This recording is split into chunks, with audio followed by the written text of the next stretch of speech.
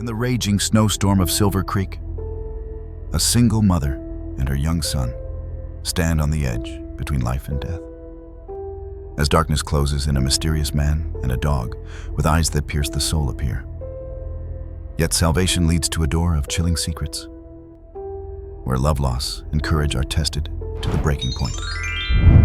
Don't forget to subscribe to our channel to catch more thrilling episodes like this one. Snow didn't fall that night in Silver Creek. It attacked. The Montana wilderness stretched endless in every direction, and the storm had swallowed it whole. White fangs of wind tore across the pine ridges, hurling snow sideways, pounding the earth with an unforgiving fury that silenced even the wolves. What should have been a calm evening in the Donovan family's old sedan had turned into a nightmare. The windshield wipers fought desperately against the avalanche of flakes screeching back and forth, each swipe more useless than the last. Inside the car, the heater had died 20 minutes ago. Claire Donovan gripped the wheel so hard, her knuckles blanched. 32 years old, shoulders tense, chestnut hair tied back hastily beneath a wool cap that had seen better days. Her breath fogged the glass, mingling with her son's. She kept her eyes locked on the narrow slice of road ahead, though the headlights barely carved a tunnel through the blinding white. "Mom." Ethan's voice trembled small and scared. He was only 8, too young to understand the depth of danger, but old enough to read the fear in his mother's face. His lips were pale, his cheeks flushed by the creeping cold. He pulled the blanket tighter around himself, but his thin arms still shook. Claire forced a smile she didn't feel. "We're fine, sweetheart. Just a few more minutes. We'll find the highway again." She didn't believe her own words. The gas gauge hovered near.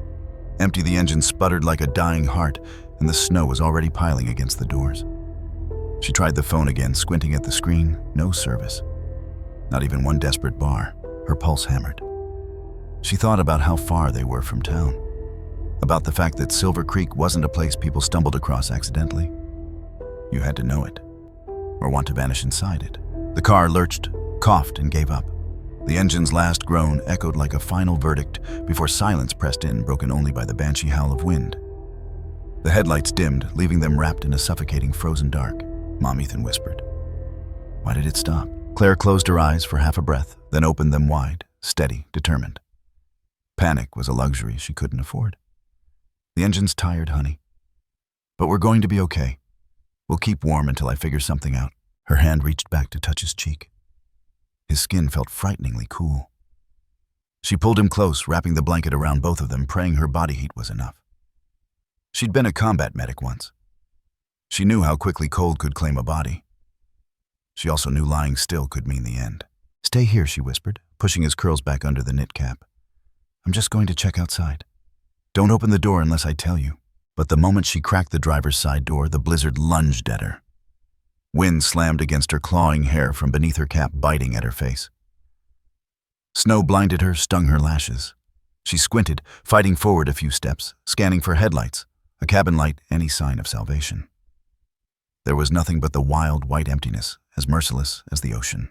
And then, a sound. Not the storm, not the groan of the trees. A sharp, deliberate bark cutting through the night. Claire froze. Another bark followed closer this time, deep and commanding. She turned heart-hammering, scanning the swirling snow. Through the veil, a shape materialized, large, steady, moving, with purpose. A German shepherd coat, dark against the snow eyes, burning amber, even in the storm. The dog moved like he belonged here, like the blizzard bowed around him. When Claire heard herself whisper, though she had no idea why. The dog stopped 10 feet away, chest-heaving, ears pricked, gaze locked on her. He barked once more, then trotted a few steps, looking back, urging her to follow. Claire's instincts warred inside her chest. Trusting strangers had cost her before. But the way the dog moved, deliberate, protective, ignited a spark of hope.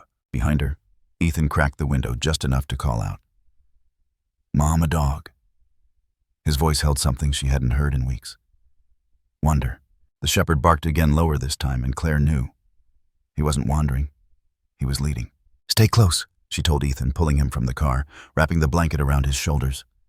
"We're following him." The cold hit Ethan instantly, and he whimpered, but when the dog circled back, nudging at his leg with a soft whine, the boy's fear dimmed.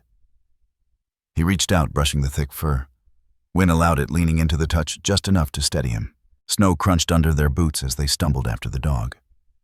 Claire's heart pounded with every step, not only from fear of the storm, but from the question burning in her chest.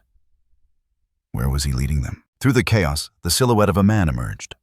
Tall, broad-shouldered, a dark figure standing unmoved in the heart of the blizzard. He didn't shout, didn't wave. He simply waited the storm swirling around him, as though he'd been carved from the mountain itself.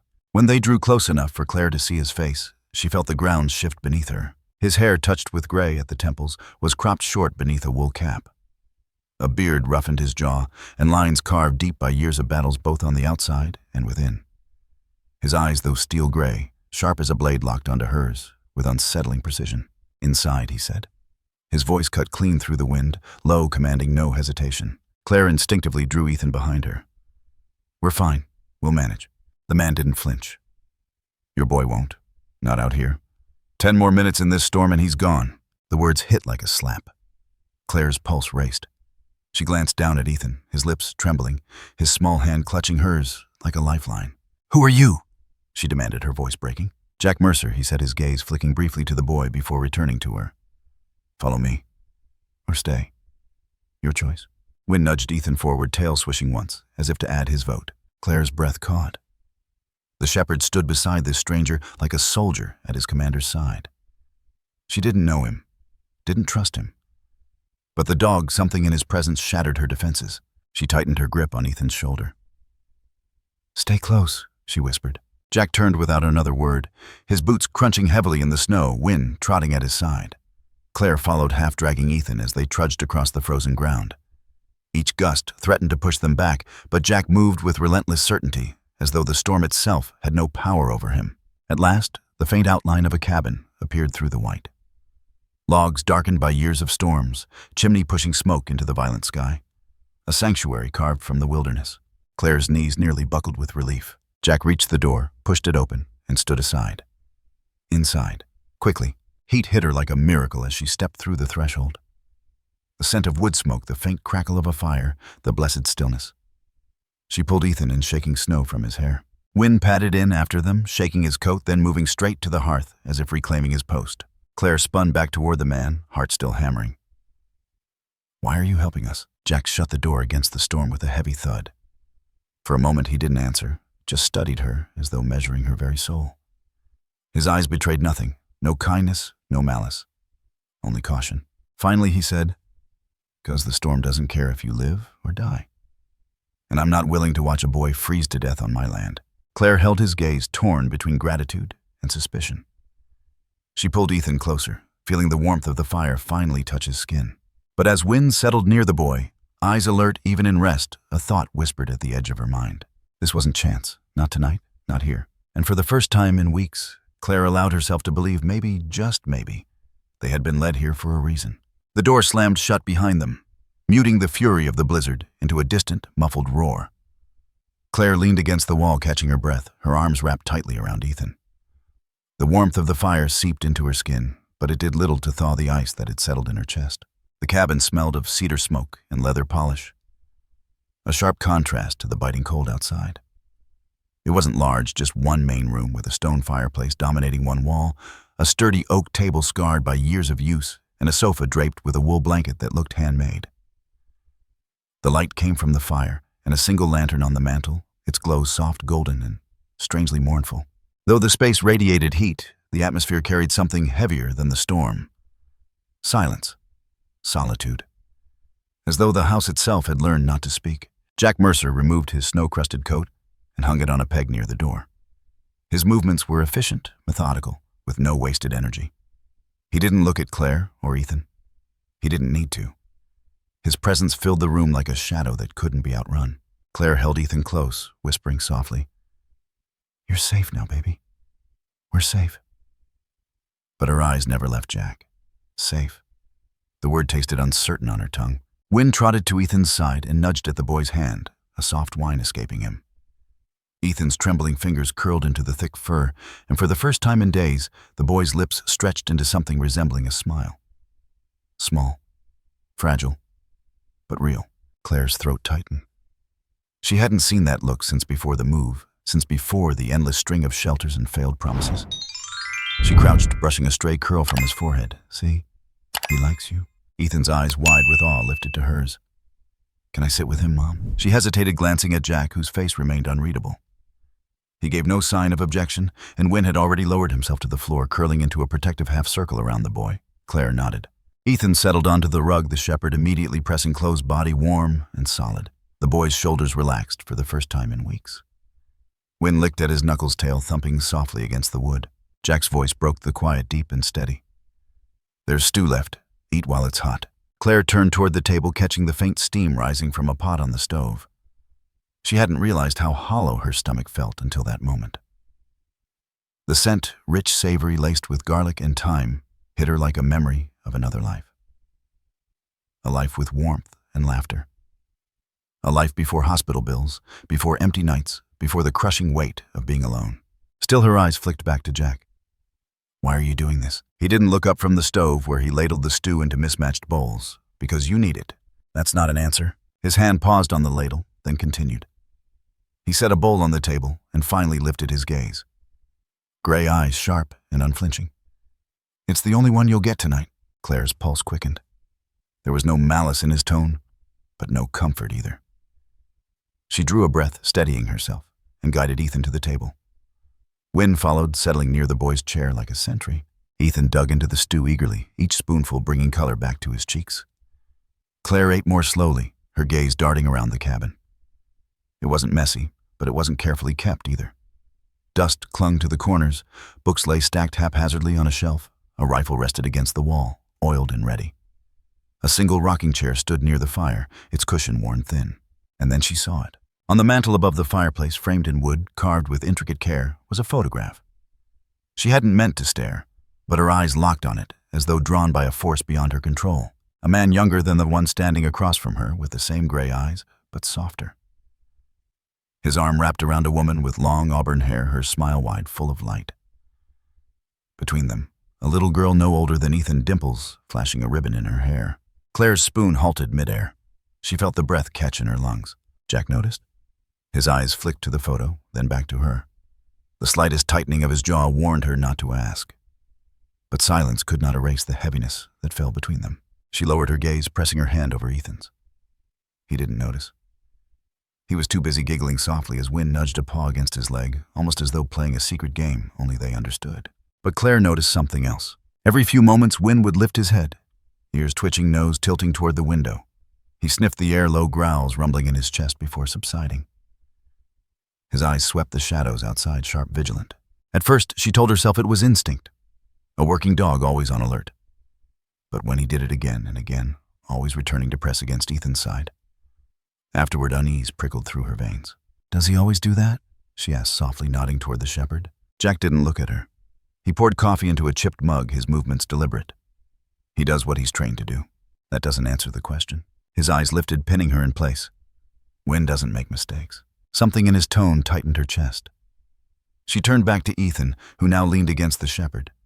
His eyelids drooping as warmth and safety finally began to replace exhaustion. For the first time in weeks, her son looked like a child again. And yet, even as the fire crackled, even as she brushed a hand across his curls, the dog's restless vigilance carved a pit in her stomach. She rose quietly, crossing to the mantel. Her fingers hovered above the frame, almost touching the glass, before she stopped herself. She didn't need to. The truth in their smiles was already carved into the silence of the room. They were your family, she said softly, more statement than question. Jack's jaw flexed. His eyes didn't leave hers. Were. The single word landed heavy, final, cutting the air between them. Claire's heart tightened. She wanted to ask what happened, but the storm in his gaze warned her not to pry. She lowered her hand. Ethan stirred, mumbling sleepily. Wind shifted, pressing closer, his body a shield. Claire returned to the table, brushing her son's hair from his forehead, whispering, "It's okay. Rest." Jack set down his mug, leaning against the counter. Arms crossed over his chest. His silhouette loomed in the firelight, solid, unyielding. "You'll stay here tonight. In the morning, we'll see about getting your car towed." Claire straightened. "And until then," he held her gaze. "Until then, don't leave this house. Not for any reason." Her stomach turned cold despite the fire. Why, what's out there? His eyes lingered on hers, unreadable.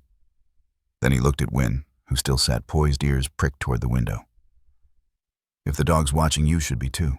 Claire swallowed hard, pulling Ethan closer, the crackle of the fire suddenly sounding too loud, too fragile. The storm might have driven them here, but it wasn't the only thing waiting outside in the dark. The night pressed against the cabin like a living thing, dense and heavy, the wind clawing at the wooden walls as if desperate to get inside. Claire had finally managed to coax Ethan into sleep. He lay curled beneath a quilt Sarah Jack's late wife Claire guessed must have sewn years ago. His breath came steady now, soft, fragile puffs that melted into the air. Wynne was stretched across the floor near the boy's bedhead, on his paws, ears pricked like antennas tuned to a frequency Claire could not hear. She lingered by Ethan's side, brushing her fingertips over his curls. The child looked peaceful, but she could feel the tremor beneath that calm, like an echo of fear refusing to fade. She leaned down, pressing a kiss to his temple. "You're safe," she whispered, as though words alone could summon truth. The fire in the main room had died down to glowing embers, casting long skeletal shadows across the walls. She tightened her shawl and stepped quietly into the living room, drawn by the faint creak of the floorboards. Jack sat near the dying fire, his profile caught in the orange glow. A book rested unopened on his lap. His eyes weren't on the page, they were on the door. He hadn't moved since she'd laid Ethan down. His stillness unsettled her. "You should rest," she said softly, breaking the hush. His gaze flicked to hers, sharp assessing. "Can't." Before she could respond, a sound cracked through the night. Not the wind, not the shifting of trees. This was deliberate, close. A soft crunch in the snow outside, followed by silence so thick it suffocated. Wynne's head shot up. His ears twitched. A growl low and guttural vibrated from his chest deep enough to make the air vibrate. Claire froze. Her heart lurched into her throat. What was that? Jack raised a hand palm steady, signaling her not to move. His eyes darted to the window, then back to her. In a fluid motion, he stood moving with the silent precision of someone who had done this countless times before. Wynne followed muscles' taut growl deepening. Claire's breath quickened. She moved to Ethan's room, standing in the doorway, as though her presence alone could shield him. Jack retrieved the rifle leaning against the wall. The metallic click, as he checked the chamber, sounded like thunder in the quiet. He crossed the room, every step controlled his eyes, cutting toward the door, toward the darkness, waiting beyond the walls. The floorboards under Claire's feet creaked when she shifted. Jack glanced back, his gaze catching hers. For the first time, she saw it not just caution, fear. He whispered low, firm, a blade in his voice. "Stay with him." Her lips parted. She wanted to argue, to demand answers. But something in his expression silenced her. He wasn't a man used to being questioned in moments like this. Wynne pressed close to Jack's leg tail. Stiff hackles raised. He moved with him to the window muzzle, twitching, as though he already knew what waited outside. Jack peered through the frosted glass. The lantern glow inside reflected back, but he shielded it with his hand, eyes narrowing at the snow-blanketed yard beyond. The storm had eased into a hush, flakes drifting like ash in the dark. The moon cast a pale glow over the drifts, turning the world into a field of silver. For a moment it looked empty, quiet. Then Jack saw them. Footprints, not his, not Claire's, fresh. They trailed from the tree line toward the porch, stopping halfway, then disappearing back into the shadows. He swore under his breath. Wynne's growl sharpened. Jack opened the door with deliberate slowness, the cold rushing in like a knife. He stepped onto the porch, rifle-raised eyes scanning the tree line. The snow squeaked beneath his boots. Every sense in him screamed that they were being watched. Behind him, Claire whispered urgently, "What is it?" Jack didn't answer at first. He crouched near the prints, brushing his glove against the edge of one. The impression was sharp, the tread clear. Not more than an hour old. He straightened, his shoulders rigid. His eyes found hers, and she saw the truth before he spoke. They weren't passing by. Her breath hitched. Then, they came here. The air between them tightened heavy with meaning. Her pulse thundered in her ears. She wanted to dismiss it, to believe it was just a hunter, a traveler lost in the storm. But the weight in Jack's eyes crushed denial before it could take root. "Who?" she whispered, her voice breaking. His answer was a blade sharp and merciless. "They're looking for you. And your son." Her stomach dropped to the world, tilting under her feet. No, that's impossible." Her hands trembled as she clutched the doorframe. "No one even knows where You're wrong." His voice was steady, but the steel beneath it cut through her panic. "Someone knows. They found you." Claire's knees weakened, and for a terrifying second she thought she'd collapse. Her mind raced back through the past weeks, every move, every shelter, every face that might have watched them longer than they should. The memory of her late husband flickered like a cruel ghost. His warnings, the secrets he'd scribbled in that old notebook she'd buried deep in her bag. Her chest constricted. Could that be why? "Ethan." She whipped around, rushing to his room. He stirred as she pulled the quilt tighter around him, her fingers trembling. He blinked drowsily, confusion clouding his small face. "Mom." "Shh. Go back to sleep, baby." Her voice cracked, her smile breaking. I'm right here. Wind padded into the room, pressing close to Ethan's bed. He lay down again, body-coiled amber eyes fixed on the door. The growl hadn't left his throat. Jack appeared in the doorway, rifle still in his hand. His expression was grim, etched with lines carved by more battles than she could imagine. Claire met his eyes. Why? Why would anyone? Not here, he cut in, his voice low, urgent. Walls have ears. Her pulse hammered. Jack, I'll explain, but not tonight. Her chest rose and fell with ragged breaths. The storm outside howled again, as though echoing the dread in her bones. Jack stepped closer, lowering his voice even more. For now, you need to understand one thing. She swallowed hard, nodding. They're not just passing through, and they won't stop. The words lodged in her chest like shards of ice. She looked down at Ethan, whose small hand clutched Wynn's fur, even in sleep. The dog's ears twitched, his body alert, guarding what he seemed to understand better than either of them. The fire in the other room sputtered, the last ember hissing faintly. The house felt smaller, the walls pressing in, the silence filled with the weight of unseen eyes. Claire whispered, barely audible, "What do we do?" Jack's gaze hardened. "We prepare." Outside, the wind screamed against the windows. But the real storm had already found them. The storm raged outside, wind shrieking against the cabin like a chorus of ghosts. But inside the farmhouse, the silence was heavier than the howl of the blizzard. Claire sat stiffly at the wooden table, the flickering lantern light carving hollows into her pale face. Across from her, Jack leaned forward, elbows on his knees, rifle propped against the wall within easy reach. His jaw worked as if every word he was about to say carried a weight that might break them both. Wynn lay by the hearth, but he wasn't resting. His amber eyes tracked every shift of their bodies, every tightening of Claire's fingers around her shawl, every breath that came quicker than the one before. His ears flicked toward the door as if he could hear what no one else could. Jack finally spoke, his voice low, steady, but threaded with something darker. They're not strangers. The people leaving tracks tonight, they're connected to a case I worked years ago. A case I thought I buried with the badge I threw away. Claire blinked, her breath catching. What case? He hesitated, his storm-gray eyes locking onto hers. A network. Not just criminals, Claire. A group with reach, men who made lives disappear if those lives stood in the way. Smugglers, killers, traffickers. I spent years chasing their shadows, and I almost destroyed them, almost. But they destroyed me first. The words hung in the air like frost. Claire swallowed, her throat tight. What do you mean? His gaze flickered to the mantel, where a photograph sat crooked in its frame. She followed it, saw the image of a woman with soft eyes and a girl no older than Ethan, both smiling. Jack's shoulders shifted as though under an invisible weight. They murdered my family, he said, voice roughened with gravel. Because I got too close. Claire's breath broke a quiet gasp. She pressed a hand to her mouth. The rawness in his eyes was too real to doubt. Jack leaned back, drawing in a slow, heavy breath. After that, I walked away. I thought if I cut ties, if I buried their names, they'd leave me to rot in peace. His gaze sharpened. But they're back. And this time, they're after you. Claire shook her head, her pulse racing. That doesn't make sense. I'm no one. I'm just a widow, Jack interrupted softly. Of a man who wasn't just a schoolteacher, was he? The air drained from her lungs. What? Jack leaned closer, his voice razor thin. Your husband. He wasn't just writing articles for small-town papers. He was digging. I know the kind of men he was circling. Her chest constricted. Images of late nights of her husband hunched over his notebook, scribbling furiously, his whispers about something big. He'd finally pieced together, crashed into her like a wave she couldn't outrun. She had brushed it off as obsession, as a passion project that had consumed him. She'd begged him to stop to think about Ethan, about her. He'd promised he was careful. He'd promised they were safe. Her fingers curled into fists on the table. He said it was just research. Just stories. Jack shook his head. It was more.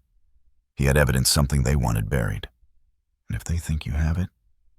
His eyes flicked toward Ethan's closed bedroom door. They won't stop. Claire's lips parted, but words wouldn't come. Her vision blurred with the sting of unshed tears. She forced them back, her body trembling. But the police... They would have... No. Jack's interruption was firm, final. The police don't touch men like them. Either they're too scared or too compromised. Trust me, I know. This isn't a fight you win by dialing a number. The fire snapped a sharp pop that made Claire flinch. She pressed a hand over her pounding heart. So what do they want from me, from Ethan? Jack didn't answer immediately. His jaw clenched, and for a long moment the only sound was the wind clawing at the windows. Then he spoke quieter this time, as though the words themselves might break Ethan's fragile safety. "They think you have what your husband died protecting." A floorboard creaked. Both Jack and Claire turned sharply. Ethan stood in the hallway, his hair mussed from sleep, clutching something small and worn to his chest. Wynne rose immediately, tail stiff, head tilted toward the boy with alert curiosity. Claire's breath hitched Ethan. The boy hesitated, his wide eyes darting between them. He took a few steps forward, then held out the object he'd been hiding, a battered leather notebook. Claire's knees nearly buckled. She recognized it instantly. "Where did you?" Her voice broke. She steadied herself. "Sweetheart, that was Daddy's." Ethan's lower lip trembled, but his voice came steady, as though he'd practiced the words 100 times. "I kept it. Because Daddy told me. He told me it was important." Jack's eyes narrowed. He motioned Ethan closer. The boy hesitated, then crossed the room, Wynne shadowing him like a guardian. The dog pressed against his side as Ethan placed the notebook on the table. Its cover was scarred corners frayed, but it carried a gravity that sucked the air from the room. Claire's hands shook as she touched it. Her husband's handwriting peeked through the edges of pages, lines, and scribbles like a voice from the grave. She opened it slowly. Inside, dates, names, coded notes. Newspaper clippings tucked between pages. Phrases underlined twice. One line in her husband's careful script stood out in the lamplight. "If anything happens to me, trust no one." Her vision swam. She clapped a hand over her mouth, forcing back a sob. Jack leaned closer, scanning the pages, his brow furrowing deeper with each line. "This is it," he murmured. "This is what they're after." Claire's voice cracked. He knew. Jack met her gaze, his own eyes grim. "He didn't just know. He planned for this. He trusted you to keep it safe." Ethan's small voice broke the silence. "Did I do the right thing, Mom?" Claire turned to him, tears spilling now, unstoppable. She cupped his face in her trembling hands, pressing her forehead to his. "Yes, baby, you did. You were so brave." Wynne nudged Ethan gently, his warm muzzle pressing into the boy's shoulder, as though confirming the weight of Jack's words. His amber eyes lifted to Claire, steady and knowing, like he understood exactly how much the notebook meant. Jack's gaze softened briefly, watching the boy clutch the dog's fur for strength. But the softness vanished as quickly as it came, replaced by steel. He straightened, voice firm again. "They've been hunting you longer than you realize. Every move you've made, every place you tried to hide, they've been watching. And now that they know you're here, the clock's ticking." Claire's stomach twisted. She could feel the truth of his words in her bones. Her husband hadn't just left her grief. He'd left her a war. Her fingers tightened around the notebook, as if clutching it could summon his protection from beyond the grave. "What happens now?" she whispered. Jack leaned forward, his storm gray eyes unflinching. "Now we fight back. But first we survive the night." The lantern flickered, throwing long shadows across the walls. Wynne shifted closer to Ethan, ears flicking at every creak, every sigh of the storm. His gaze, unwavering and fierce, mirrored Jack's. The farmhouse no longer felt like a refuge. It was a battlefield waiting to be claimed, and the war had just begun. The farmhouse seemed quieter than before, but Claire knew it was an illusion. Quiet wasn't safety. Quiet was the air holding its breath, the world waiting for the next strike. She sat in the kitchen, the notebook still lying on the table, her fingers brushing its weathered cover, as if the contact tethered her to sanity. The radio on the counter crackled, breaking the silence with a voice strained through static. "Authorities continue to search for the men suspected in the Silver Creek incident. Believed to be armed and extremely dangerous. Locals are advised to remain indoors and report any suspicious activity." Claire's chest tightened. She looked toward the window. Snow battered the glass, making it impossible to see more than a few feet into the storm. Yet the announcer's voice carried a truth she couldn't deny. The men weren't far. She could almost feel them drawing closer, closing the circle. Jack stood near the counter, his arms folded, his profile hard and unyielding. The radio's glow painted his face in half shadows. He didn't react outwardly to the news, but the stillness in his posture told her he had expected it. Nothing surprised him anymore. He was always braced for the worst. Wynne's low growl interrupted the static.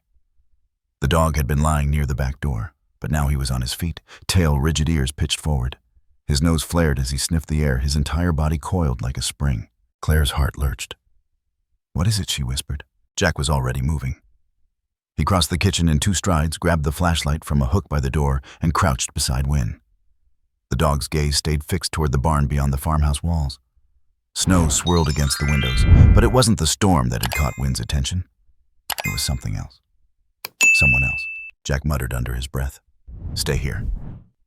His voice left no room for debate, but Claire pushed to her feet anyway. "Don't you dare go out there alone," she said, her voice sharper than she expected.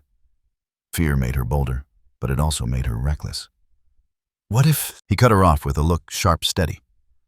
"I'm not asking." Before she could respond, Wynn let out a low bark, his body straining toward the door. Jack pulled it open just enough for the dog to slip through. The wind roared inside icy claws, scraping her skin. Jack followed flashlight beam, slicing through the snow, the darkness swallowing them both. Claire hovered at this door, torn between obeying and following. Her gut screamed not to let him out of her sight. But the thought of leaving Ethan alone, she turned sharply. Ethan stood in the hallway, his small hands clutching the worn edge of his blanket. His eyes were wide, glistening in the dim light. Wynn's growl still echoed in the house's walls, and the boy's lips trembled. "Mom." She knelt quickly, gathering him close. "It's okay," she lied, her voice breaking around the edges. "Wynn's with him. They'll be right back." But even as she said it, she heard the muffled crunch of boots outside the flashlight beam, swinging wider, and her stomach twisted. Minutes stretched everyone an eternity. Finally, Jack's silhouette reappeared at the door, snow dusting his shoulders, his breath a fog in the lamplight. His expression was grim, carved deeper than before. He pushed the door closed, bolting it behind him. Wynn slipped in first, shaking the snow from his coat. But his eyes stayed sharp, his ears still trained to the storm outside. Jack set the flashlight on the table, his voice low and steady. "Someone's been here." Claire's throat tightened. "What do you mean?" He wiped a hand across his jaw. "I found the ropes on the barn door cut. Not clean either. Fresh. Whoever it was, they didn't finish the job, but they were close." She pressed a hand to her mouth, her stomach churning. "So they were right outside, watching us." Jack didn't answer. He didn't have to. The silence confirmed it more than words ever could. Ethan clutched her hand tighter, his knuckles white. His small voice trembled. "They're coming, aren't they?" Claire couldn't force a response. Her heart ached at the fear in his eyes, fear a boy his age should never carry. She brushed his hair back, kissing his temple, as though her touch could shield him from the danger lurking in the storm. Jack's gaze shifted to the notebook still resting on the table. His voice dropped lower, controlled, but edged with urgency. "They're closing in. If we stay, we're boxed in. If we leave—" His eyes flicked toward the window where the wind howled like a predator circling its prey. "That storm will kill us before they get the chance." Claire swallowed hard, the decision tearing her apart. Stay and risk men breaking through the doors at any moment. Leave and walk her son into a storm that could freeze his small body in minutes. She wrapped her arms around Ethan, her voice cracking.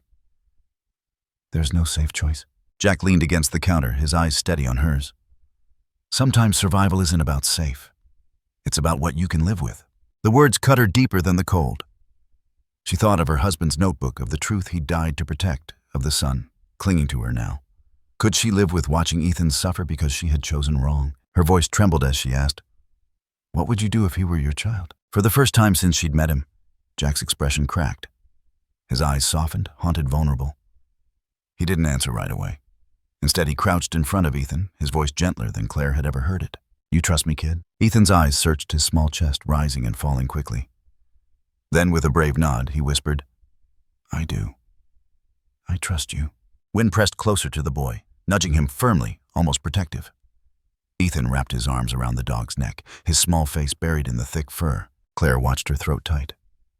It was the first time in days she'd seen Ethan's shoulders ease, even just slightly. For a fleeting second, she believed him, believed that maybe this man, this dog, could keep them alive. Jack stood, his voice returning to steel. "Then we prepare. Because if they cut that rope, they're coming back to finish the job." The radio crackled again, as though to underline his words. The announcer's voice, warped with static, repeated the warning, armed and dangerous. "Locals are advised." Claire shut her eyes, clutching Ethan and the notebook tighter. "Dangerous." The word echoed in her bones. But as Wynn stood guard at the door, every muscle taut, and Jack loaded the rifle with slow, deliberate precision, she realized something terrifyingly clear. Danger wasn't coming. Danger was already here. The storm outside hadn't relented. Snow battered the windows with a relentless rhythm, the wind howling like a wounded animal. Inside the farmhouse was lit only by the glow of the fire and a lantern perched on the table.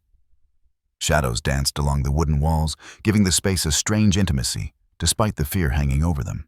Jack stood in the center of the room with Ethan, a deliberate patience in his movements that Claire hadn't seen before. Gone was the stoic wall she'd met earlier. In its place was a man who understood the weight of teaching survival, not as theory, but as necessity. "Okay," Jack said quietly, kneeling so he was eye level with the boy. His tone was calm, measured, yet firm. "If someone grabs you from behind, what's the first thing you do?" Ethan bit his lip, his small hands fidgeting. His wide eyes darted to Claire, who gave him an encouraging nod. Then turning back to Jack, he whispered, "I stomp their foot." Jack's mouth twitched, not quite a smile, but close. "Good. Hard as you can. Don't hesitate." He reached out, adjusting Ethan's stance, then elbow back. Aim for their stomach. Make them let go. Claire's heart ached as she watched. Ethan's shoulders trembled beneath Jack's guiding hands. He was only 8 years old. He should have been worried about math tests and soccer practice, not how to break free from the grip of a man who wanted to hurt him. Yet here he was listening, absorbing every word because his life depended on it. Jack demonstrated slowly, showing him how to shift his weight, how to use his size, or lack thereof, to his advantage. Ethan copied awkwardly at first, his movements stiff, but Jack didn't flinch or sigh. Instead, he adjusted gently, patient with each mistake. "That's it," Jack said, his voice steady, reassuring. Again, this time with power. Ethan took a deep breath, lifted his small foot, and stomped against the floorboard. The sound echoed through the quiet house. Jack nodded his eyes, holding a flicker of approval. Wynn, lying near the fire, lifted his head ears, twitching at the sound. He watched the boy intently, as though silently approving the lesson. His amber eyes never wavered, sharp and protective. Claire leaned against the wall, her arms crossed over her chest, though her fingers dug into her sleeves. She remembered another time, another life, training in a hot, dusty base overseas, teaching young recruits how to treat wounds under pressure. Back then, she'd believed she was preparing them to save others. She'd never imagined she'd one day be grateful someone was teaching her son how to save himself. Jack's voice pulled her back. Again, Ethan stomped, elbowed, this time with more confidence. "Good," Jack said. "Now, if someone comes at you from the front." He demonstrated, holding his arms out, stopping just short of touching the boy. Ethan's face tightened, but he didn't back away. Claire swallowed hard, blinking quickly against the heat that burned behind her eyes. She hadn't seen her son this focused, this determined since before the night everything fell apart. The boy who had clung to her in terror earlier was now pushing through his fear step by step. After a few more repetitions, Jack placed a steady hand on Ethan's shoulder. His voice softened. "You're stronger than you think, kid. And you won't ever be alone. Not while I'm here. Not while Wynn's here." Ethan's lips curved in a tentative smile, one that reached his eyes for the first time in days. He looked at Wynn, who patted over and nudged his hand with a warm nose. The boy giggled quietly, the sound small but pure, and the dog leaned against him, as though offering a vow of his own. Claire had to look away, the tears threatening to spill too raw, too close. She busied herself at the stove, stirring the pot of stew Jack had insisted she use, though her hands trembled as she held the wooden spoon. She had spent so long holding her son together, with sheer will, that she hadn't realized how desperately she'd needed to see him smile again. By the time the food was ready, the house felt different. Still tense, still shadowed by the threat outside, but warmer somehow. Jack had moved the rifle closer to the door, the lantern casting light across the table now set with 3 bowls. The fire crackled, filling the silence with a steady, comforting hum. They ate together, the sound of spoons against bowls, blending with the wind's distant roar. Wynn stretched out by the hearth, his body relaxed, but his ears alert, every sense tuned to the world beyond the walls. His presence grounded the room, a reminder that they weren't defenseless. Not entirely. Ethan slurped a spoonful, then grinned shyly when both adults glanced at him. "Sorry." He murmured, a trace of the boyish mischief Claire thought she'd lost forever shining through. Claire's lips curved and Jack's expression softened again. It was a rare, fragile moment of almost normal, in a world where nothing was normal anymore. Jack broke the quiet first. His voice was low, but the weight in it pulled Claire's attention instantly. "I couldn't save them." She looked up, startled. His eyes were fixed on the flames, their glow etching the hard lines of his face. "My wife. My daughter. I tried, but..." His jaw clenched. I was too late. The confession hung heavy in the air. Claire's chest tightened, her throat thick with unspoken words. She wanted to reach across the table to say something, anything that might lessen the pain, carved so deep into him. But he wasn't looking for comfort. He was laying bare the wound that had driven him into solitude, the wound that explained everything about the man before her. After a long silence, his eyes shifted to Ethan, then back to her. His voice dropped lower, steady, but raw. Maybe I couldn't save my family, but I'll be damned if I let history repeat itself. The words sent a shiver through her. It wasn't just a promise, it was a vow forged from loss and grief, one he intended to keep at any cost. Ethan's small hand slid into hers beneath the table. She looked down, finding his eyes fixed on Jack with a trust so complete it broke her heart. Claire squeezed her son's hand, her voice barely above a whisper.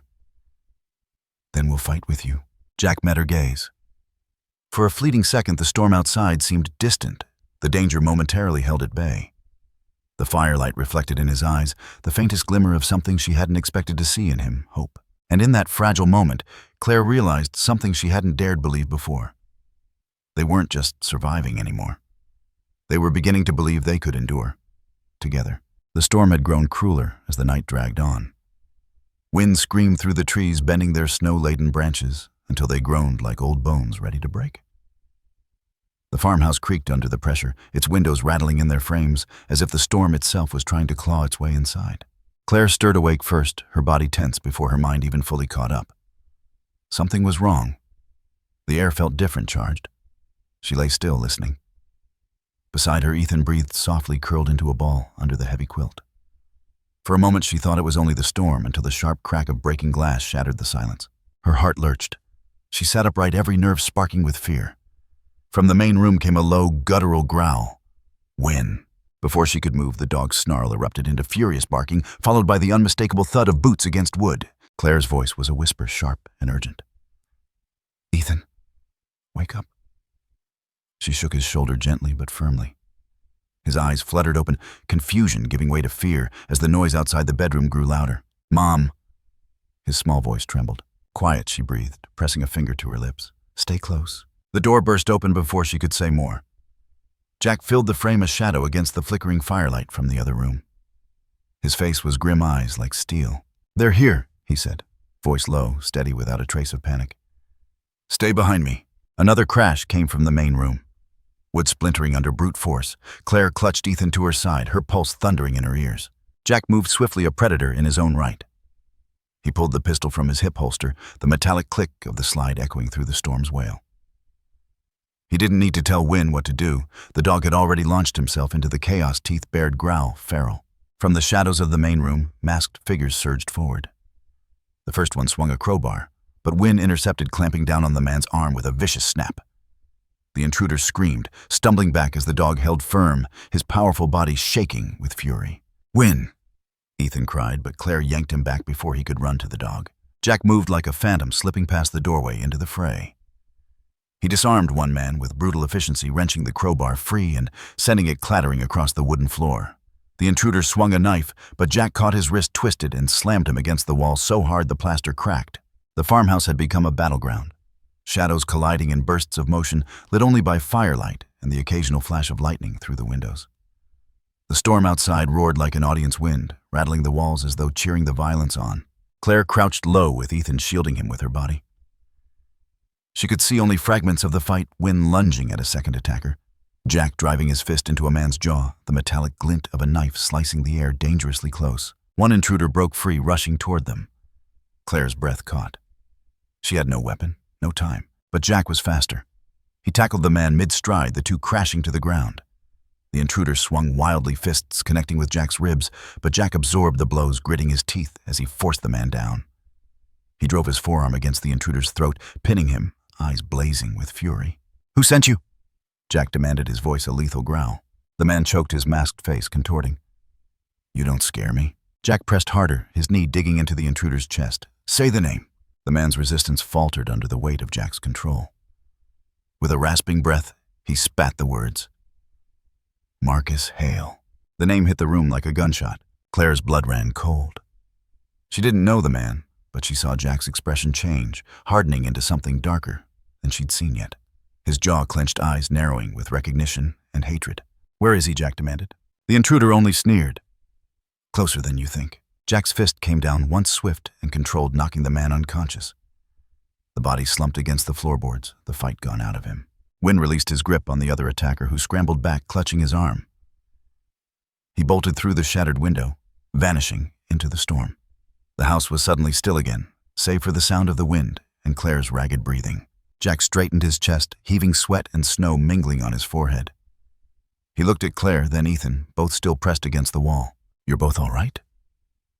His voice was steady, but the intensity in his eyes betrayed the storm raging inside him.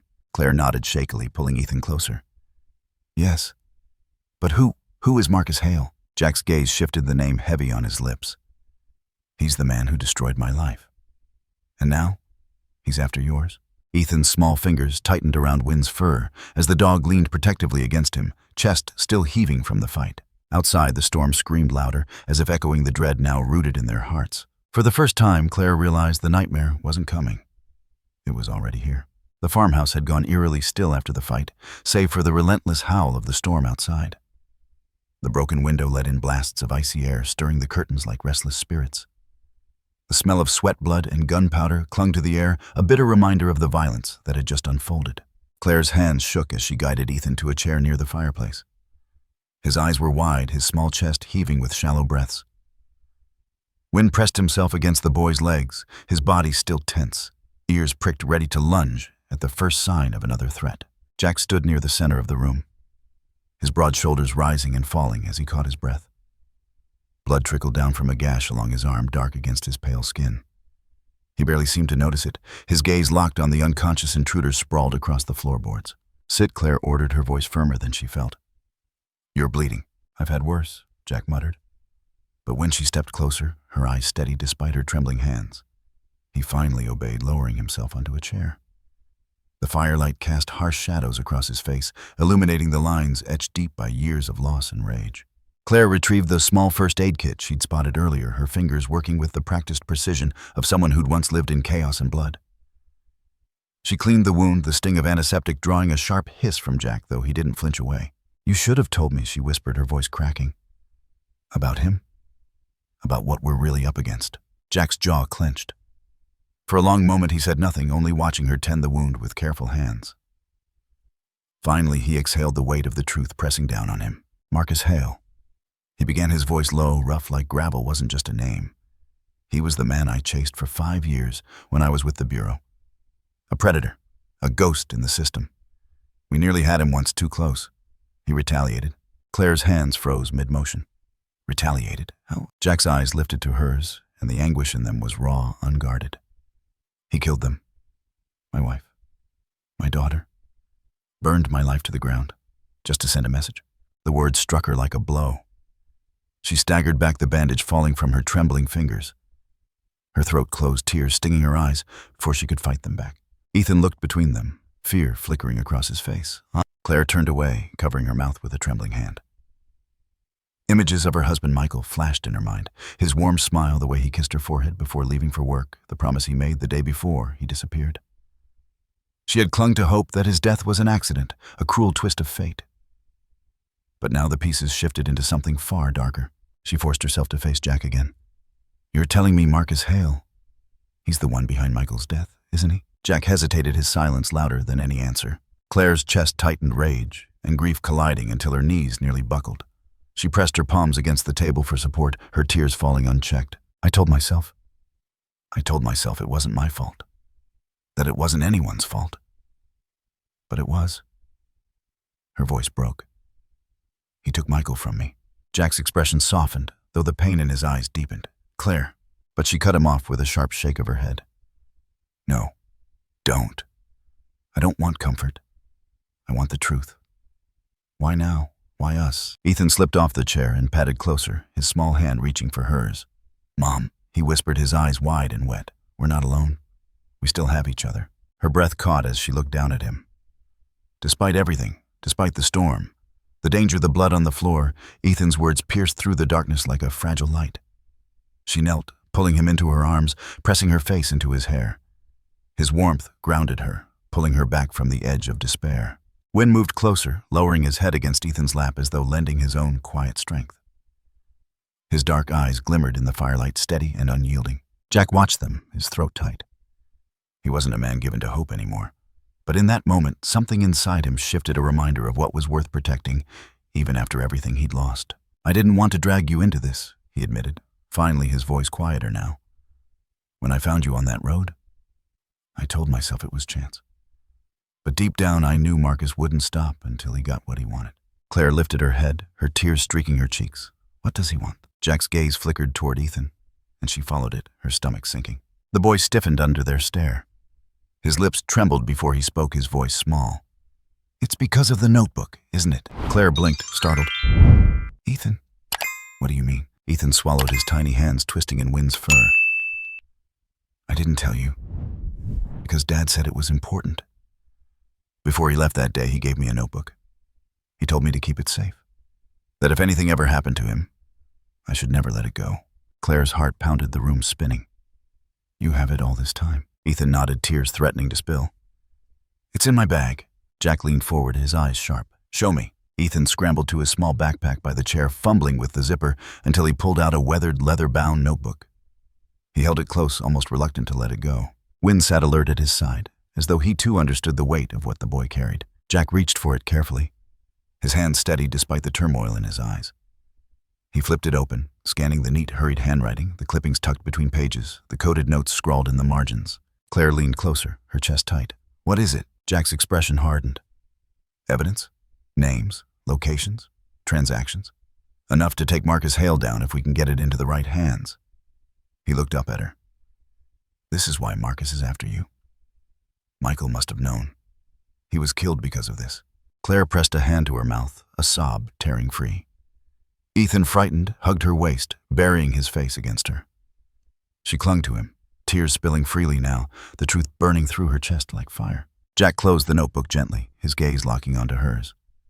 Your husband died trying to protect the truth. And now, it's up to us to finish what he started. For a moment, silence blanketed the room, broken only by the storm outside. The fire crackled, casting long shadows across the walls, the glow catching on Ethan's tear-streaked face, on Wynn's loyal, watchful eyes, and on the resolve slowly solidifying in Claire's expression. She wiped her tears with the back of her hand, inhaling shakily. Then we fight. For Michael, for Ethan, for every woman and child Marcus has ever destroyed. Jack's lips pressed into a thin line. He nodded, a silent vow etched into the lines of his face. Wynn lifted his head, pressing it gently into Ethan's chest, his soft whine carrying the weight of a promise older than words. And in that fragile, painful moment, amidst the storm and blood and truth, a vow was made, not just to survive, but to bring justice to the man who had stolen so much. The farmhouse was hushed now, save for the relentless hiss of snow against the window panes. The storm outside had only grown stronger, howling like some unseen predator circling its prey. Inside, the fire crackled low in the hearth, casting a wavering glow that danced across the walls and flickered over the pages of the notebook spread open on the wooden table. Claire sat close, her eyes red from tears, but steady now, her focus sharp as she leaned in over the pages. Beside her, Jack's presence loomed broad, silent and tense, his gaze moving swiftly across each word, each symbol.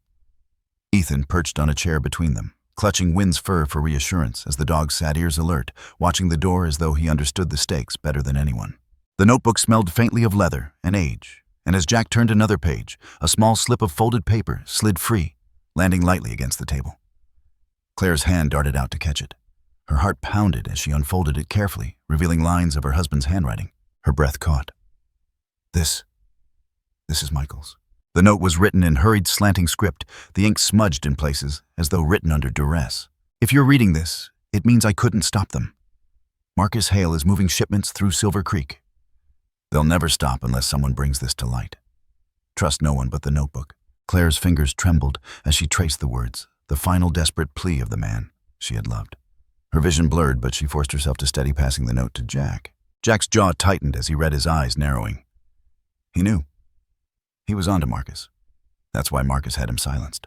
Claire swallowed hard, a mixture of grief and determination burning through her. Then we finish what he started. Jack leaned closer to the notebook, flipping carefully through its pages. Inside, they found columns of coded entries, each marked with dates, numbers, and strange symbols. At first glance, it was chaos, but Ethan, quiet until now, leaned forward with sudden urgency. I know these, he said, pointing to a cluster of small hand-drawn marks. Dad taught me. Both adults froze their eyes, snapping to him. Claire's brow furrowed. What do you mean, honey? Ethan glanced nervously between them, then lowered his gaze to the notebook. Sometimes, Dad would show me puzzles. He said they were our secret code, just for us. I didn't know it was real. Jack slid the notebook toward him. Show us. The boy hesitated, then traced his finger along the margins, stopping at a series of 3 marks drawn beside a date. This one. It means a meeting place. And this his finger moved to a strange symbol resembling a triangle with a slash through it. Dad said it's a safe house, but here, he tapped the page near the bottom. That's not a safe house, that's a warehouse, an old one, near the river. He told me once it was dangerous to play there. Jack's pulse quickened.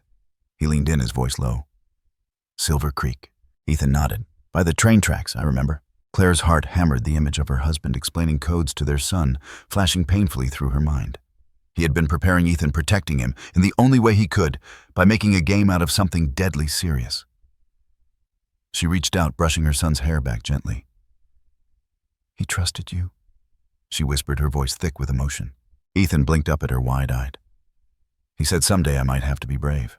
Wynn whined softly, pressing his nose against Ethan's arm as if affirming the boy's words. Jack closed the notebook with a snap, his decision clear. That warehouse is our only lead. If Michael wrote it down, he meant for it to be found. It could hold the evidence we need. Claire stared at him, the storm's howl filling the silence between her thoughts.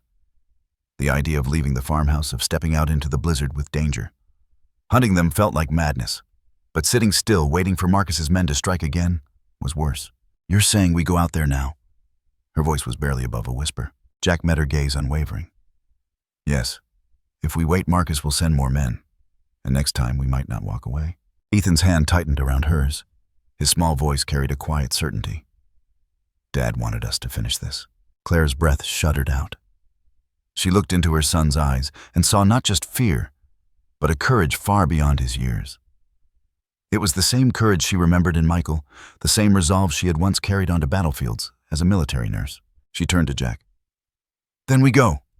But you swear to me you'll get him through this. Her voice trembled, but her eyes were fierce.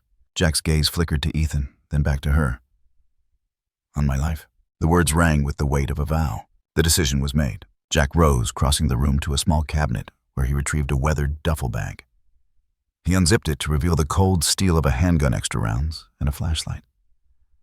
Claire's stomach tightened at the sight, memories of field hospitals and bloodied uniforms washing over her, but she pushed them down. This was no longer about fear. It was survival. Ethan watched silently, his lips pressed together, one hand, never leaving Wynn's fur. Claire glanced at him, then back to Jack. If we're doing this, we do it smart. No mistakes. Jack nodded once. We'll need layers, blankets, supplies. The storm's only going to get worse. He checked the gun with practiced precision, the click of the magazine sliding into place, echoing sharp in the quiet room. Claire moved to the shelves, gathering water bottles, energy bars, and the thickest coats she could find. As she worked, her eyes fell again on the notebook lying open on the table, Michael's words burning into her mind. Trust no one but the notebook. She reached out, fingers brushing over the leather cover as though drawing strength from it. Wynn suddenly stood, ears pricking toward the window. A low growl rumbled in his chest. Jack froze, his hand instinctively moving to the gun. What is it, boy? Wynn's gaze stayed locked on the window, the hair along his back bristling. The storm howled louder, but beneath it, Claire thought she heard something else, a faint crunch as if boots pressed into snow. Her pulse raced. Jack! He shook his head, motioning for silence. Slowly he moved to the window, peering through the frosted glass. Outside, the swirling snow made it nearly impossible to see, but for the briefest second, he caught a shadow moving across the white expanse. Not the wind, not an animal. Someone! He turned back, his face hard. We don't have time. Claire's heart thudded in her chest, her breath shallow. Then we leave now. Jack shouldered the duffel, then knelt briefly in front of Ethan. His voice softened, though the urgency in his eyes was unmistakable. Stay close. Do exactly as I say. Wynn will be right beside you. Ethan nodded quickly, his grip tightening on Wynn's collar. Claire swallowed hard, forcing down the fear clawing at her chest. She looked around the farmhouse one last time, the faint warmth of the fire and the illusion of safety it provided. She thought of the nights spent here, the fragile moments of peace carved out of chaos. And then she let it go. This was no longer their refuge. It was a target. Jack opened the door, the storm rushing in with a deafening roar. Snow whipped across the threshold, biting against their skin, but they stepped forward anyway, together. The night swallowed them whole, and as Wynn led the way, his body a steady silhouette in the swirling white. The notebook tucked safely inside Jack's coat, the weight of Michael's final plea pressed against all of them. They weren't just running anymore. They were going to finish it. The storm had grown into a living thing, a relentless force pressing against them from every side. The snow was no longer gentle flakes drifting from the heavens. It was shards of ice hurled by the furious wind, cutting at their faces, clawing at their clothing, testing every ounce of their strength. Each step was a battle boots, sinking deep into drifts that threatened to swallow them whole. The forest cloaked in white seemed endless, its towering pines groaning under the weight of snow. Somewhere in the distance, a branch cracked like a rifle shot echoing through the howling night. Claire bent her head against the wind, her arms wrapped tightly around herself, as if she could will warmth back into her body. Every breath burned her lungs, the air slicing cold and sharp. She glanced sideways at Ethan trudging between her and Jack, his small frame dwarfed by the storm. His cheeks were flushed scarlet from the cold, his lashes crusted with ice, and though he tried to keep pace, his legs were trembling. "Ethan," Claire called over the roar, her voice straining. "Stay close, honey.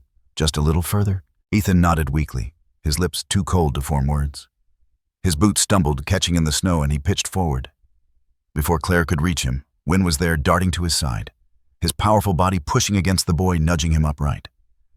The shepherd's eyes glowed fierce and steady in the storm's dim light, his breath steaming a living shield against the cold. "Good boy," Ethan whispered hoarsely, his gloved fingers gripping Wynn's thick fur. But his steps faltered again, slower now, his small body wavering like a candle against the wind. Jack's gaze swept over him, then back to Claire.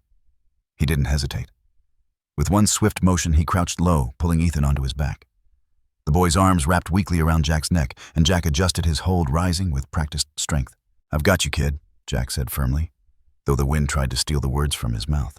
Claire moved closer, steadying Jack with a hand against his arm, her other hand gripping the strap of his duffel bag to help balance the weight. Together, they pushed forward, their bodies angled against the storm, their breath coming in ragged bursts. To anyone watching, they no longer looked like three strangers, bound by circumstance. They looked like a family fighting as one against a merciless world. The snow crunched beneath their boots, each step harder than the last. Claire's muscles screamed with exhaustion, yet her mind refused to yield.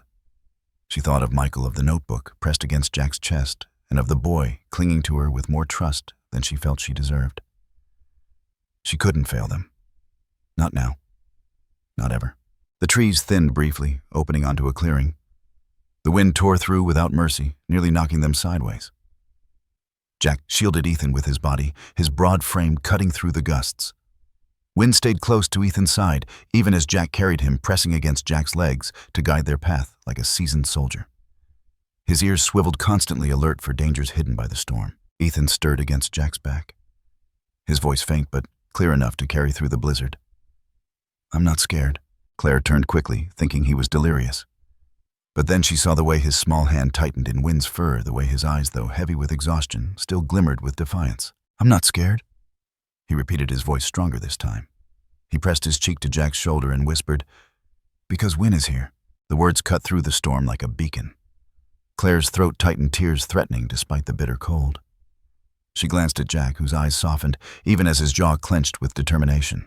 Wynn let out a sharp bark, as if echoing the boy's declaration, then pushed forward, leading them through the thickening snow. Jack adjusted his grip on Ethan, his voice steady though the storm raged around them. "That's right, kid.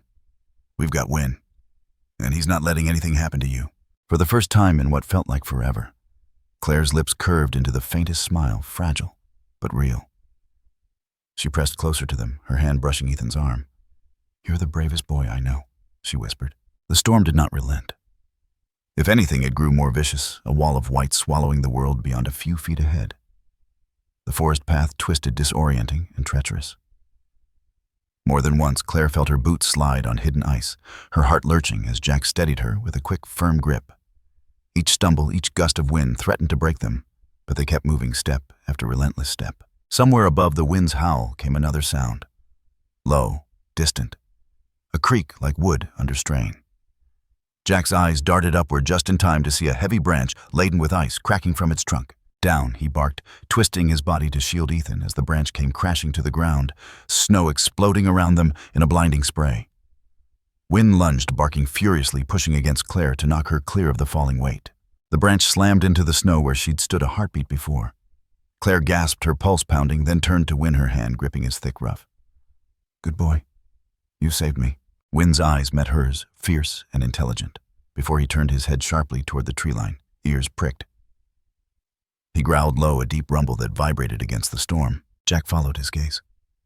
Through the curtain of snow, he thought he saw movement too fluid to be the storm, too deliberate to be the wind. His grip on Ethan tightened. We're not alone, he muttered under his breath. Claire's chest constricted. Marcus's men. Could be, Jack replied grimly. Could just be the storm playing tricks. But either way, we keep moving. Fast.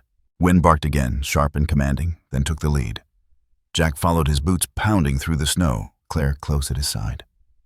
Ethan clung tightly, his eyes half closed, but his trust unshaken. Minutes stretched into what felt like hours. Each one a test of endurance. The storm tore at them, but still they pressed on, drawn by the hope that somewhere ahead, shelter or answers waited. At last, through the white curtain of snow, the faint outline of a structure emerged. The shape was vague, its lines blurred by ice and distance. But it was there, a building. Claire's breath hitched. Is that? Jack's eyes narrowed, straining against the storm.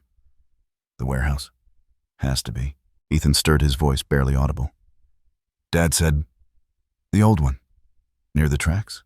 Wynn barked sharply, as if confirming the boy's words. His pace quickened, urgency in every step. Jack glanced at Claire. We're close. Her heart thudded with a mix of dread and hope. Close meant answers, but close also meant danger. Together through the raging storm, they pressed forward toward the looming shadow of the warehouse and whatever truths or threats waited within. The warehouse loomed ahead of them like the carcass of a fallen giant, its jagged roofline black against the swirling white storm. Rust streaked the walls, and broken windows stared like hollow eyes.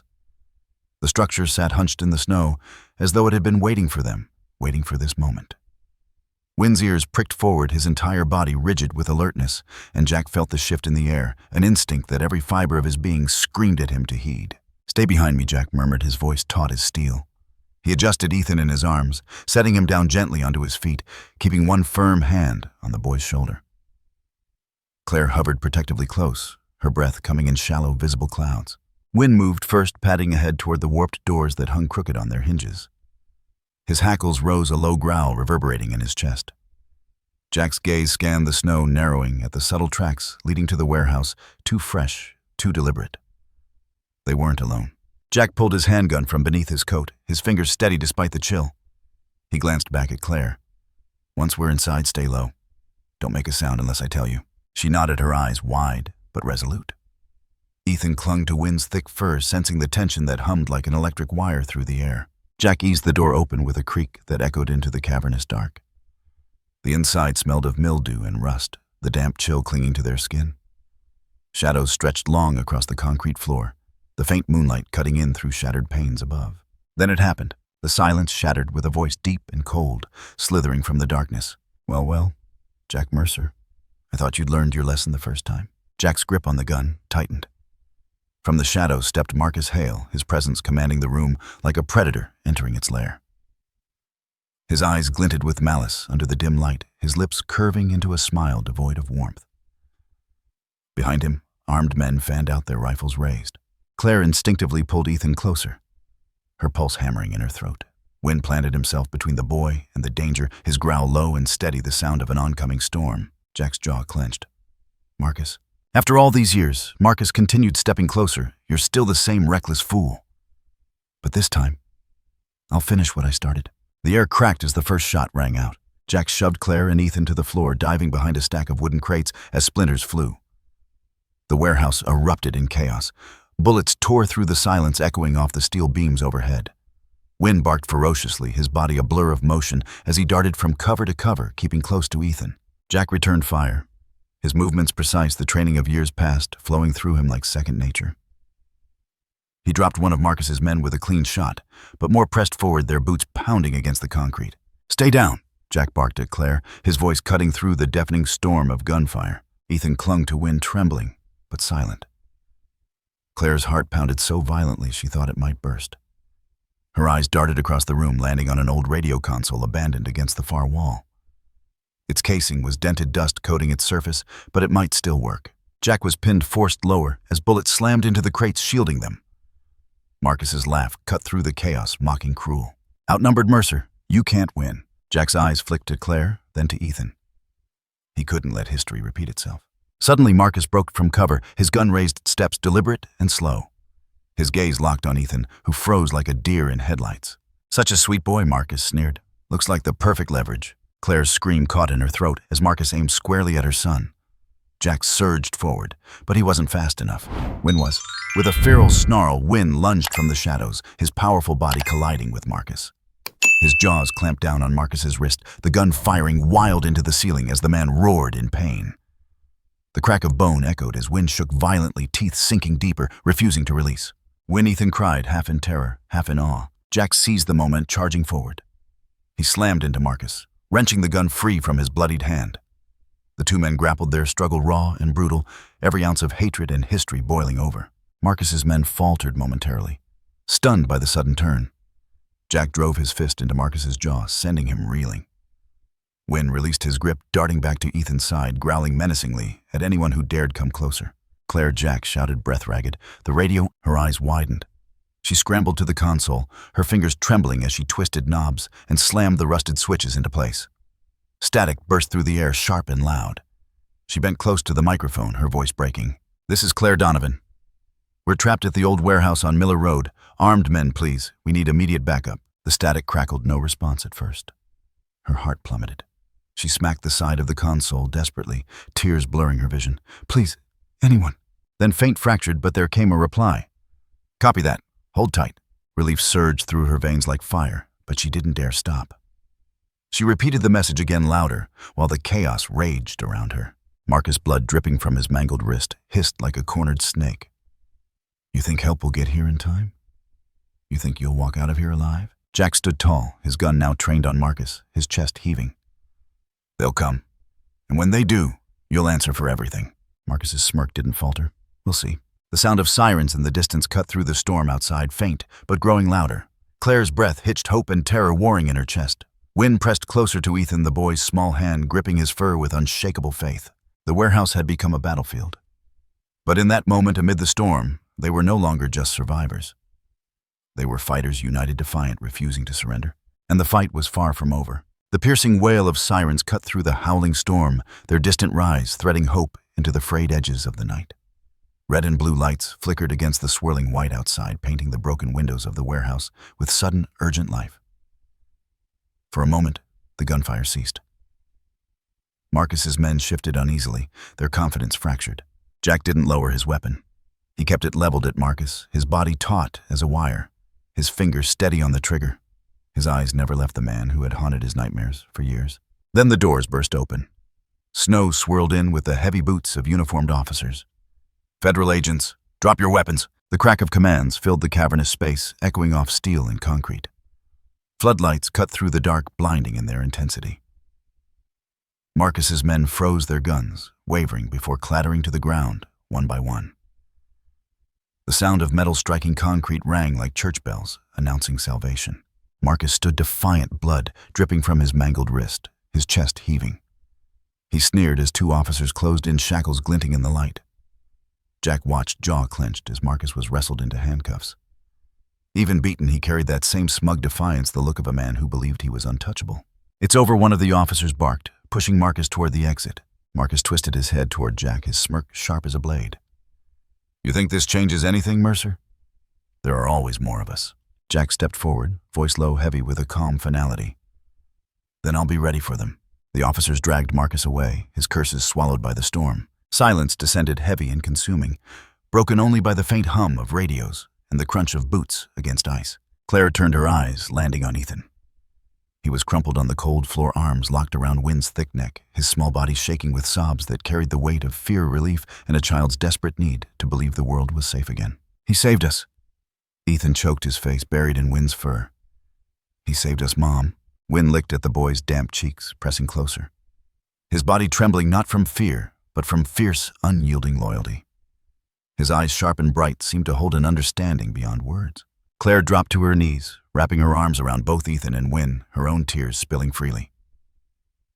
The warmth of her son's body, the steady heartbeat of the dog pressed against them. It was the first time in months she felt truly alive. Jack stood a few paces back. His chest still heaving, his gun finally lowered. His eyes softened, those shadows lingered deep within them. For the first time in years, the storm inside him quieted. He watched the small, fragile circle of mother, child, and dog, and something inside him cracked open. Claire looked up at him, their gazes locking. There was no need for words. The weight of everything that had been endured hung between them, threaded with a fragile but undeniable thread of trust. "Jack!" Her voice broke, a whisper filled with gratitude and something unspoken, something tender. He shook his head lightly, his lips pressing into a tight line, as if afraid to accept what her eyes offered.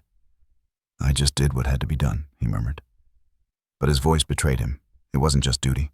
An officer stepped closer, holding out a bundle Claire hadn't realized she'd dropped in the chaos, the worn leather-bound notebook, her husband's notebook. Her hands trembled as she took it, pressing it to her chest as though holding him once more.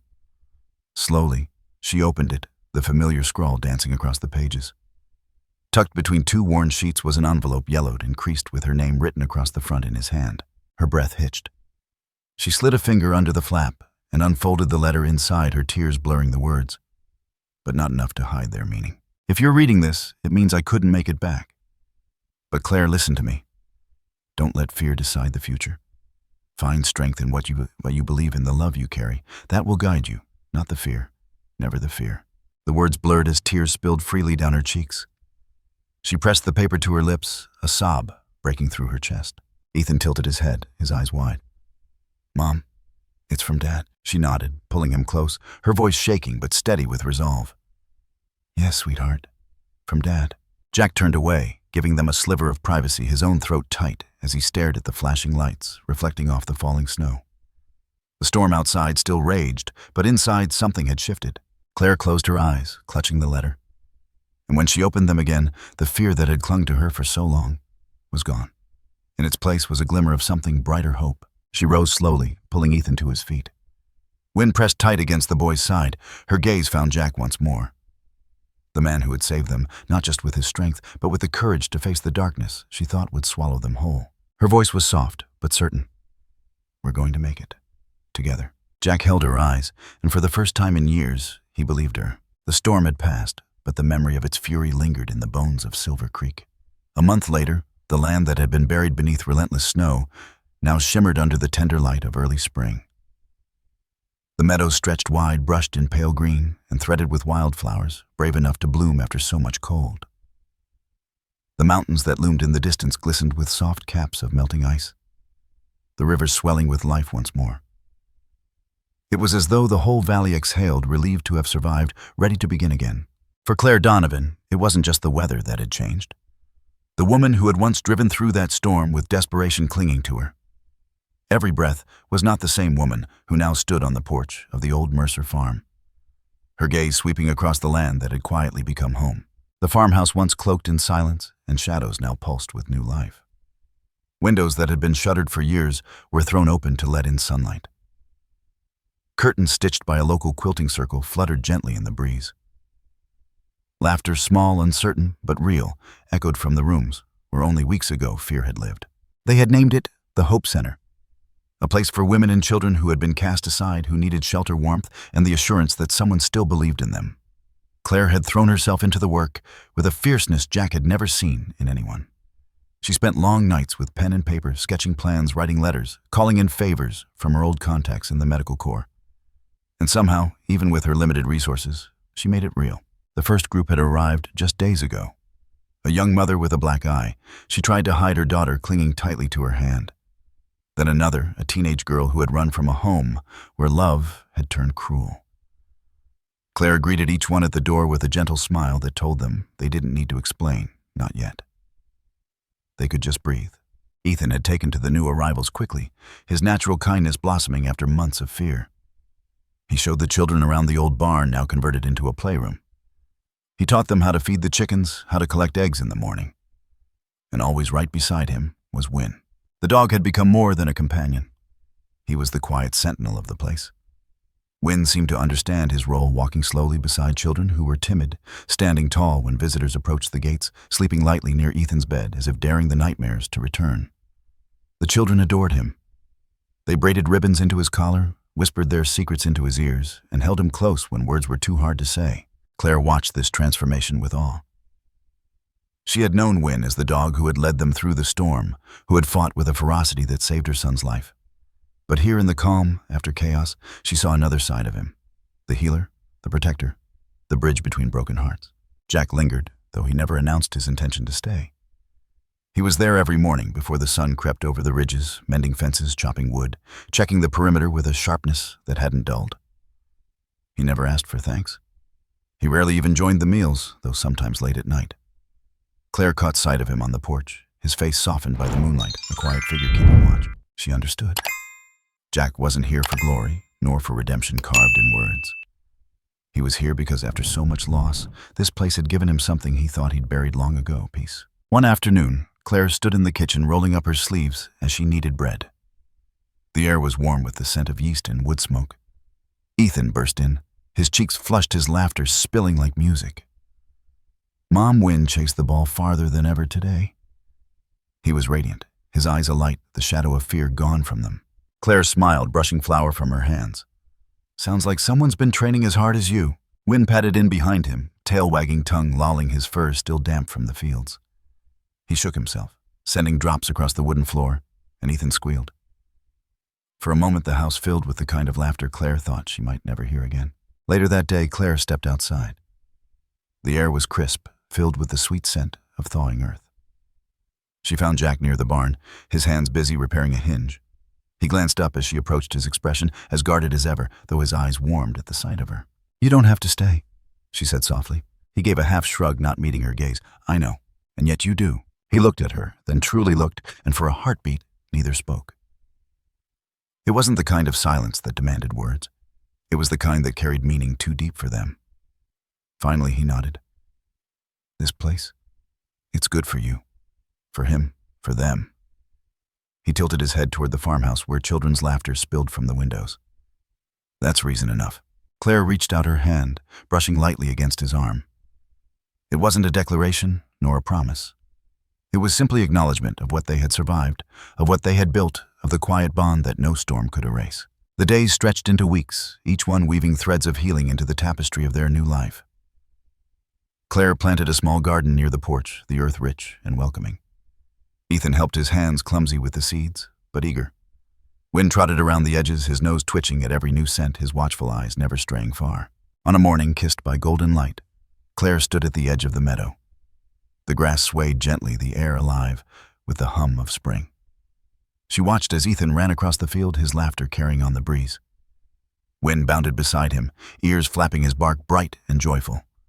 The boy stumbled once, falling into the tall grass, and Win instantly circled back, nudging him to his feet. Ethan wrapped his arms around the dog, his face split by the kind of smile that could heal every broken thing inside Claire's chest. Jack leaned against the fence a few feet away, silent, watching the scene with an expression caught between pride and something deeper. Claire's eyes misted as she turned to him, her voice barely above a whisper. "Thank you." He shook his head, his lips curving faintly. "Don't thank me. This is yours." The sun dipped lower, painting the meadow in hues of amber and rose. Claire's gaze lingered on Ethan, his small form framed by endless fields, and a loyal dog that had become his guardian angel. She felt her husband's words echo in her heart. Find strength in what you believe, not in fear. And for the first time, she truly believed she could. As the scene faded, the camera panned wide, capturing the image of Ethan and Win, two figures radiant in the light of a world reborn. Claire's silhouette stood at the edge, her hand pressed over her heart, her eyes filled with gratitude and unshakable hope. Jack's presence lingered just behind her, steady as the mountains, silent but unyielding. And then, as the wind carried the sounds of laughter across the fields, a voice rose, steady and sure, the narration weaving through the final frame. Sometimes miracles don't arrive in blinding light or thunderous triumphs. Sometimes they come quietly, in the loyal eyes of a dog and in a heart that dares to hope again. The screen faded to white.